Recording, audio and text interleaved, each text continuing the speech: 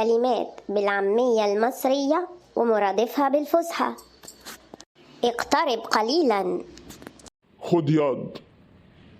ابتعد من هنا. غور ياض. أدعوك لاحتساء شاي. تعشى بشاي. كما أقول لك. زي ما بقولك كده هون. حسنا سوف أذهب. قشطة، أطير أنا بقى. شيء رائع. جوز اللوز.